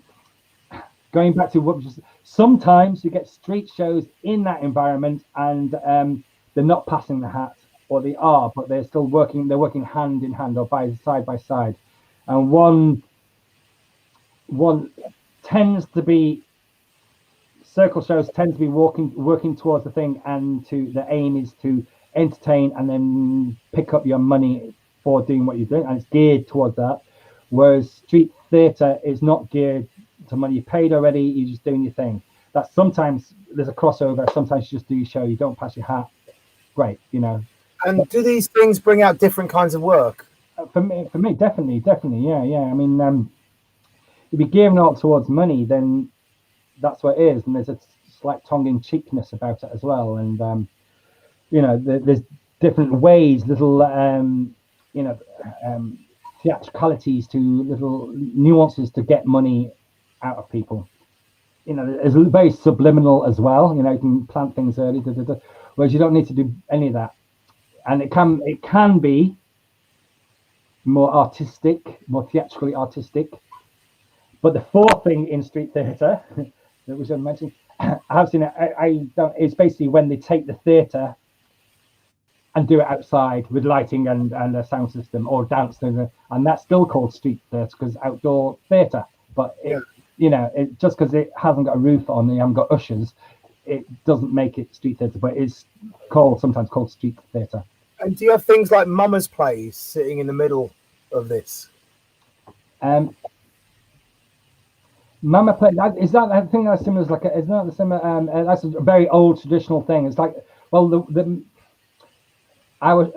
company I worked before, I called the Medicine Show. There used to be a thing called medicine shows because they felt this is like Middle Ages. I think this is where the name comes from. I think it's similar to Mama shows.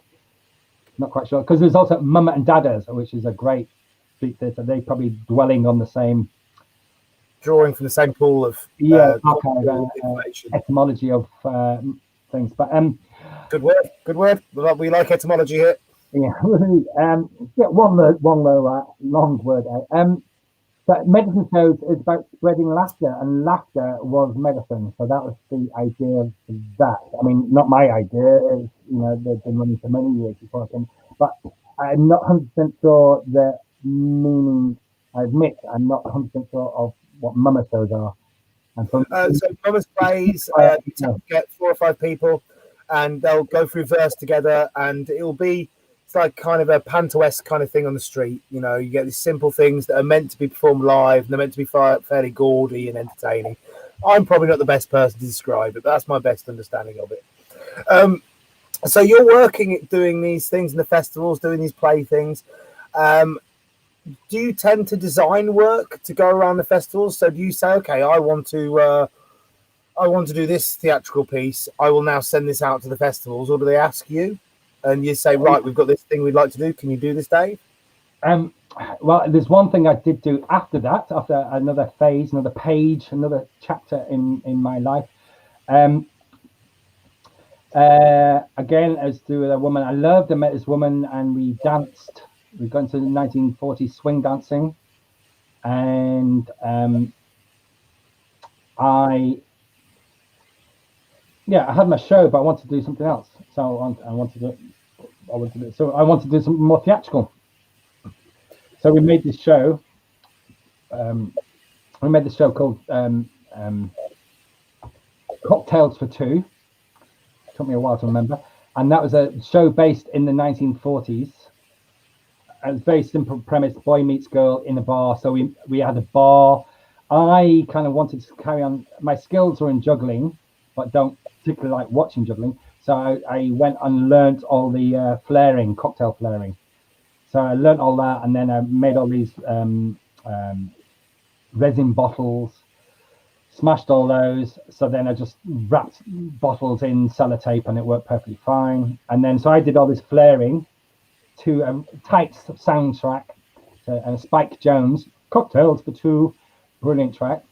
And then Isla Floyd, who's an amazing dancer with the bee's knees now.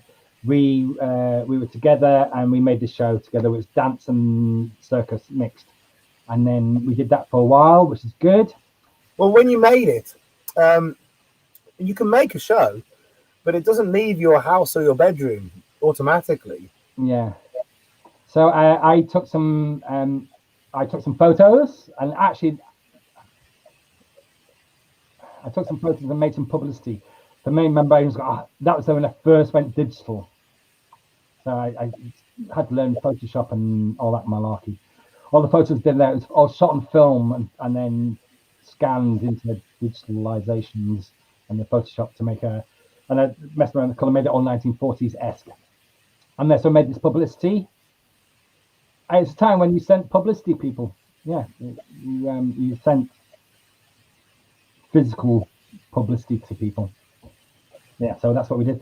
And then so we got shows doing that, and we did it all over the place. And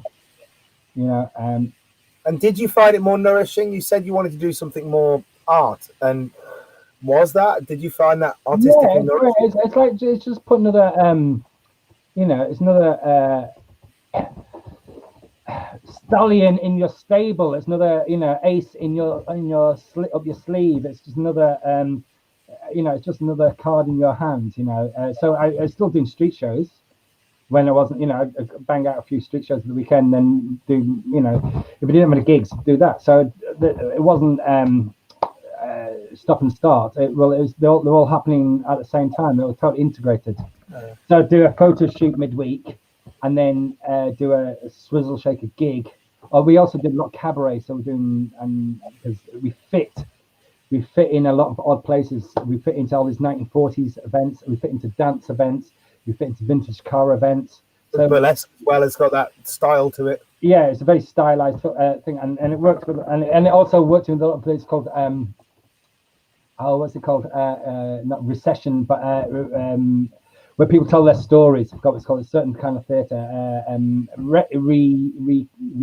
Oh my god. Anyway, there's a lot of theatre where people go and where old people tell their stories. Reencountment theatre or something it's called. I can't remember. I at least know that the archiving style is oral histories, because that's kind of what we're doing right now. Do events like that and old people's events and stuff like that. So we're doing that. And then, on a Sunday, if we didn't have a gig, I'd go down to Covent Garden. So I still do Covent Garden. So I was doing cabaret, it's just busy all the time, just enjoying it. Yeah. So it's not like I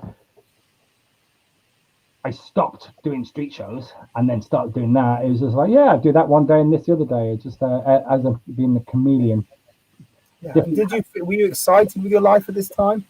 Yeah, still am. Yeah, it's all good, isn't it? It's all good. Yeah. And so, what comes after that then? After doing, so we did that show, and this, I think this it'll be the point where you go, oh God, it was a different world. It was. So get this, we from that show, we applied for an Arts Council grant to make it into a bigger show because we had an idea of making because there's no rope in that show, so I wanted to do a show with a big theatre curtain, like a big theatre, and walk along the top of the curtain. I'd done it with washing lines and stuff like that before, but I wanted to do it on the curtain. So I wanted to make that rig. That's expensive. So we applied to the Arts Council, and we had some help with admin and stuff like that because I'm not very good at that. I try to do it at the moment. It's not easy. The Arts Council gave me £30,000 to make a show. Wow. Yeah. Wow. That just in that little sentence shows how the world has changed. I got Labour government. Labour government. The Arts Council was around in both sets, but I'd love to say yes, of course. It got axed since 2008. So, okay, this is it. That year, I can pinpoint this year because that was 2007. And in 2008, the crash happened, and 2009, the Arts Council just changed its, the landscape changed. It went from forest. How did the 2008 crash change your life? Say one more time. How did the 2008 crash change your life then? Well, the next 2 years was fantastic. I couldn't believe it. What, so 2009, 2010? Yeah. My shows just, maybe I was hitting the pinnacle as well. But also, I think the actual lack of money in people's pockets and the idea of saving money or being poor hadn't actually caught up. And even though they're seeing it around, I think on the streets, anyway, in Covent Garden, there were people going, hey, that guy's, he's at least he's trying, he's giving it best. And I see my record hats were in Covent Garden then. I mean, of course, I'm not going to talk money, but it's like, it's 6 months of doing street shows now in one show, I'd say. Wow. I mean, stupid amounts. Do 2 shows in a day. It's, Yeah. I suppose the combination. It was just ridiculous. I just made them up. About 75% of. And I suppose the joy of that is as well, in 2008, people were kind of feeling about the Great Depression, and then you're out there in this kind of 1920s, 1930s regalia, and you're a guy going working hard, and maybe it hit the right note, you were at your peak. Yeah. So I sense there was a drop after 2 years. It dropped after that. It did. It was just like a delayed effect. There's a delayed thing going on. And did it affect your work outside of the street as well? Because you said the Arts Council funding was stripped away. Well, no, I got my funding by then. I mean, it was a one-off lump sum. Yeah. So I got it. Would you be looking again? Would you have, if it hadn't been stripped away, looked for funding for the next show or for another piece? Or we did a smash and grab and then went back, but there was no jewelers. They wasn't there anymore. There's no. That source of, there wasn't there anymore. Yeah. And actually at the time, there were the new buzzword was street theatre, and so there was money to grab. So that's basically why we got it. But a lot of people who got it get this. It's like bigger theatre companies and big ballet company or dance companies who are administratively savvy. They just did theatre. They just did it on the street with lighting and stuff and fourth wall. It's just bullshit, really. They just swooped on the investment and went, "Oh, we could do this. Don't get these." All the people who are doing that genre didn't get a look in at all because all the people who are in that administrative world, who are involved in that sphere, could do it. So that's what happened. A friend of mine, someone I know, got a job doing the South Bank Festival, Watch This Space. Yes. And then, but please tell everyone about it. But please tell everyone about it in case they don't. Well, it's the South Bank in. Well, now I'm going to say negative things. Anyway, I'm not. It's not actual negative. It's interesting things. I say. Anyway, it's a street theatre event in the South Bank in south of the river in the West End. The River Thames. River Thames. We're in London, and there's a space there outside the National Theatre. It's called Watch This Space. So someone I know who'd been working at festivals, organising festivals, got a job there as the booker, and then they got in there and looked at the budgets and stuff, and then they explained to me, he's like, it's street theatre, it's a street theatre festival, and a massive chunk of the budget was for lighting and sound engineers and lighting engineers, which are basically not used or used minimally because they're there. And then a very small amount of budget is for the acts. And it's like, wow, because their thought process are just completely different. It's like, well, we're doing theatre. Well, we need all that, or else it isn't theatre. And, and they're booking acts from all around the world, arriving and going, oh, no, we don't need that. We're self-sufficient, thanks. We've got, I've got a speaker, I've got a mic. Why do we need a speaker? Maybe these are speaker, but certainly not like, it's daytime. And, they use thousands of pounds per year for their budget on lighting for daytime theatre. Anyway, so basically, she rearranged it. So the performers, the street theatre performers, were just not considered for our own London Street Theatre Festival. Anyway, that's slightly negative. There's some kind of snobbery by the idea that, if you don't need this stuff, you're obviously not worthy of being here. It blipped out. Say that again. Sorry. I said, was there some kind of snobbery about it? This idea that if you don't need all this stuff, then maybe you don't have the right to be here. Oh, I see. No, I don't think it was that considered. I think it's like, we are the providers. We should provide. We want this to be success. I want it to look great. I personally, the organizer or the body who are putting it on. So we will give them everything we want, and then we'll spend money on the act coming so they'll look great. And then a bit of feedback back, what, we don't need the lighting. So I don't think I wouldn't say anything negative or bad about them. I was saying that maybe that's just what they did. We're creating a stage outside. We'll make it like a stage. It was just what they were used to. It doesn't need lighting during the day. But they paid lots of money. And there's bored-looking lighting engineers reading papers, on whatever 200 quid a day or whatever, and these artists who are slugging their life out for the same price. Tuppence. Tuppence, Nick. Yes. Yeah, for tuppence. And so, after you worked there, I assume you worked there. You did a show at that festival. We did our show at that festival, yeah.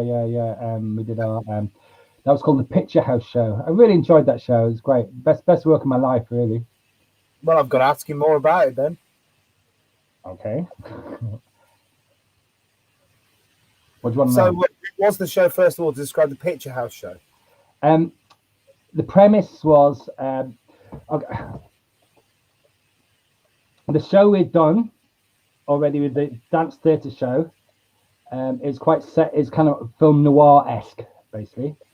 So what we decided to do is set up a 1930s cinema or 1940s cinema, and me and Isla, who's the other character, were dressed as ushers, cinema ushers, called Pearl and Dean, of course, naturally called Pearl and Dean. So we'd be at the front and setting out. So that was like walkabout. That was animation. We'd get everyone set, and do all these things, and then we start the show, and there's no projector because outdoors, no projector. So we rush around the back and come out, and we'd do all the we'd do the trailers. So we'd animate, and it's all to soundtracks. We'd animate 2 or 3 trailers, and then. And is it the style of a pre-talkie, of a silent film? Talkie 40s, because we also did Pathé News. Pathé News. 1 million people around the world, and they would animate that like a little puppet show. And then so it was all kind of in situ to the era you placed it in. Yes, yeah, and the curtains opened for a little bit, and we made a little puppet show in there as well. And then, when there's a plane flying around the world, it was a biplane on a string, really badly done. And then me spinning there's a globe, but me spinning a ball on my finger. My hand would come out from behind, and then it was, I can remember something like and we recorded all the soundtrack ourselves, or got friends, voiceover people to do it, and that English clipped. 1 million people. Everything was at 1 million. I don't know why. We looked at a lot of archival stuff, and it says 1 million people turned up to see the Queen. 1 million people. It's always 1 million pounds. It's always that. And anyway, from that we had, and then Amy Johnson met the American president, and we just had this female hand come in with a glove on it. And then the American president, because at the time I think it was Bush, it was a white stick with a 3-fingered glove come in. So it's basically Mickey Mouse, Yeah. So there's these little political sides, just little things peppered throughout the show, with current affairs as well. Basically saying the American president was a clown. What little we knew then, eh? He seems statesmanly now, doesn't he? I said he seems statesmanly now. In comparison, yeah. But again, the world seems to have changed. It's melted. Intellectual. Ever so slightly. Yeah. And so you say you loved it. You say you thought it was your greatest work. Did you do it more after that, or did you leave it to live in the place? Me and the lady in question split up, and that was that. No, actually, we did carry on working, but then we didn't do a second season because, Yeah, fair enough. It seems like a lot of time with double acts, it seems like a couple, and people split up. And it's interesting that your double act, it was a couple, and you went through the same experience. A lot of double acts go through without maybe the knobbing, Well, actually, get the details of it. It's very interesting. Very interesting. We'd split up. It's quite dramatic. We've been together, I think, 4 or 5 years. 5 years, I think. We just split up. It's like, oh God, that's it. And then the letter came through. You just got your £30,000 grant money. What to do? So we decided it was a once in a lifetime opportunity, which we both realised, and it definitely was. We decided to put all that just on hold and put on the shelf, and then we got a director in, Jerry Flanagan. So did you in metaphor stay together for the kids? The kids being the show, yes, yeah. And then we went to rehearsals, and we had Jerry Flanagan, who's the most amazing man, most amazing clown, beautiful man, beautiful clown. He directed us, and we just said to each other that whatever we do, we'll just not use Jerry as our marriage counsel person. So we were literally left out of the room. And I do believe it's a much better show because we're both a bit militant, as in, I'm not going to do the show without these 4 elements. I was a dancer, so I want to do this, and this. I want flamenco in the show. I want a solo Charleston. Because we did swing dance together. I don't want to dance you. I want to do a solo Charleston. I want to do flamenco. So she'd had 3 dance bits. So I want to walk, So, and Jerry just knitted it all together, wove it together. You're saying that the contemptuousness of your relationship at the time and the strong willness of each of you created a quality piece of work. Well, if we were lovey-dovey, we would have compromised. But no, I'm not doing, so a bit like that. But yeah, anyway, we did it and made a great bit of work. But my favourite bit of work I've done in my life, Isla's gone off to do great things, amazing dance routines and stuff. But that's her thing, I mean, she's a dancer. Anyway, and we just did a clown show, we did a funny clown show, and then basically, I'm a photographer. She's a dancer. We both like doing shows. We made a show together, and that was it. That was a thing. So And so you do the South Bank show, and at this point, I assume you go like, "We've made this great bit of work. Let's, walk in our own direction." It's more to do with administration. I was doing all the booking. I was just a bit bored of that side of it, and Isla wasn't up to speed at that time. And of course, it's 2008, 2009 by that time, and no one had any money, so it just fizzled away. And so, what was next for you then? Well, at the same time, I've been doing a lot of compare work, and I've been working for this. Okay, saying Swizzle Shaker was like the best work of my life, but the best time of my life by far, just brilliant.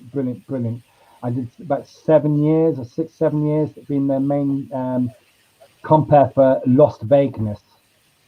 And Las Vegas was the late night part of Glastonbury, and which now it eventually blew up and became Shangri-La. But the birth of that late night thing, I was around then with. Yeah, that was good. Why was it the best time of your life then?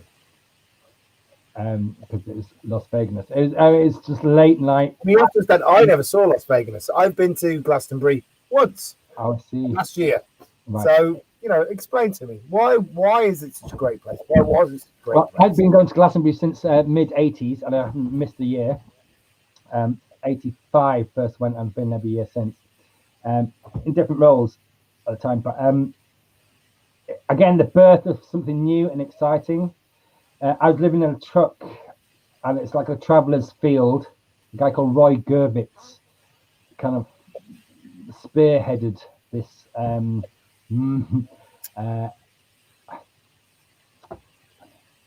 This is such a big subject on its own, but in a nutshell, the travellers were deemed too crusty and too out of it and too horrible for Glastonbury, so they got sent away, and there's some troubles.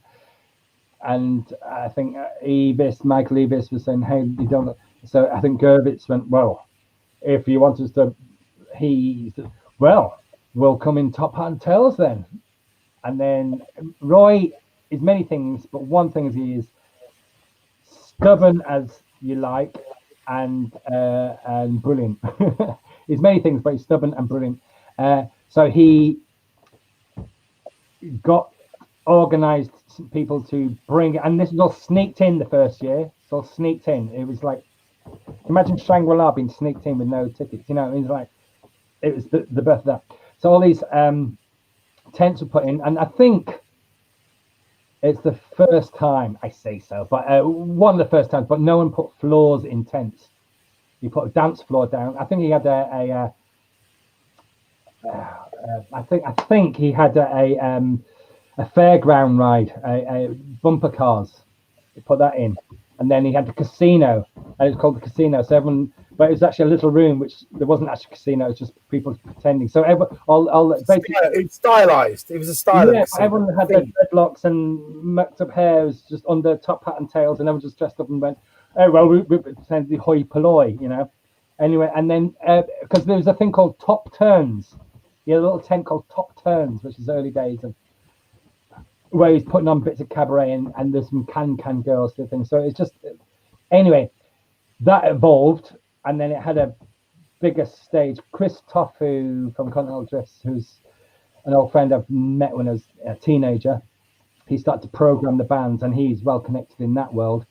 And then it got me into to compare them, and you weren't allowed in if you weren't dressed up, which is unheard of. And no, honestly, I mean, I do not say this word, but nobody wore a suit to a festival at that point. Nobody wore a suit, and you weren't allowed in without a suit. So it's only people in the know could get in, which is basically people in trucks and, people who. So all the because I've spent my time on site, all the sitey kind of grubbiest people you'd meet in normal life in Glastonbury Festival, and all the normal people who look nice and tidy are covered in mud. They're there in top of One was mud, but one was both pretending. The the punters were pretending to be hippies. Oh look, and we're all pretending to be. Like, oh look, we weren't. And so there was a definite thing. But anyway, from that, I ended up comparing it, and it was just brilliant. It was just my shifts were from like 12 o'clock at night to 6 in the morning, putting bands on, and some great bands came, and some ridiculous times. I mean, yeah, some ridiculous times. It's just brilliant. I mean, it's experientially for you. Can you lead us through a typical experience of you in a Glastonbury doing that, comparing from 12 to 6? Oh gosh, yeah. I mean, it's just dealing with people having a great time. There were enhancers involved, naturally, and lots of fun. And then there was like I think it's called the ballroom, which had a big stage on it, and kind of open side tent, which about 800 people could get in, and some great bands, really rocking bands at the time. Really. How did you feel? Hmm? How did you feel? Your personal experience of being there? Well, this is it. I was going from this two tents that are linked together, and the cabaret stage was behind. It's called the casino. So I was able, because of my wristbands and stuff, I could dash between the two. So in one, I was announcing bands.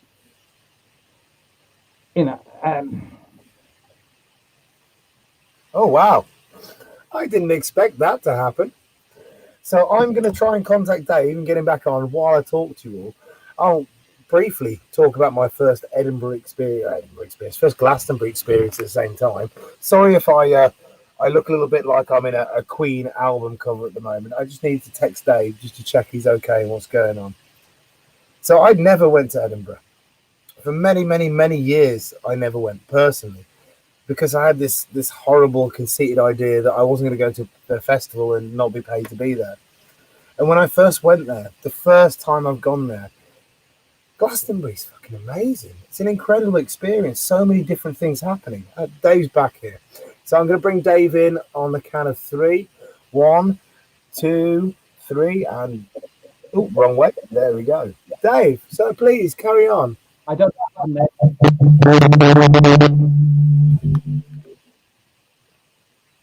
Oh, wow, Dave, you still there? Hello? Yeah, I am. Yeah, hey, buddy. The sound must change. Maybe turn yours down. My sound is all the way down. How's your sound? Is it okay? Yeah. Oh, that's better. Yeah. Cool. So there's an echo. we're at 2 hours 3 minutes at the moment. So it seems like, I know, time doth fly, doesn't it? I'm going to try and tie a knot in it unless there's stuff. Is there a lot of stuff you want to talk about? We can talk about anything you want to talk about now, by all means. Oh, God. It's an ongoing. I've got an echo. I can hear a lot of echoes going on there. My sound's right down. I'm not sure what's going on. But let's say this, Dave, we'll have you back on and we'll finish the rest of your interview when we get you back on. Dave, genuinely, mate, absolute pleasure. Oh, it's a pleasure. Absolute joy to listen to you, mate. Absolute joy to hear your stories and hear your thoughts. I've had a whale of a time. I'm sure everybody else has. I'll read a quick comment from Brian. Brian Hulse says, it is awesome to hear about you! Exclamation mark. Who's that? Brian, Japanese legend there. Yeah, so I know we're having a bit of sound problems now. Is there anything you want to try to say to everyone before we go? I love you all. Oh. Well, you know. Cool. Another person who was Alex Andrews. I love his work all the way through. I probably should have mentioned it earlier. But anyway. Well, Dave, I can promise you this, you will get another chance. It's been an absolute joy talking. We will get you back here very soon. For now, Dave, thank you for your time. Absolute pleasure. Everyone who's been watching, thank you for watching, everyone. Thank you for whining on with us. If you're not already, please subscribe to the YouTube channel, like The Incorrigible Rogue, join Whining On with Public Performers, which is our Facebook archive. Otherwise, have a wonderful life, wonderful day. And for me, goodbye, everybody. Goodbye. No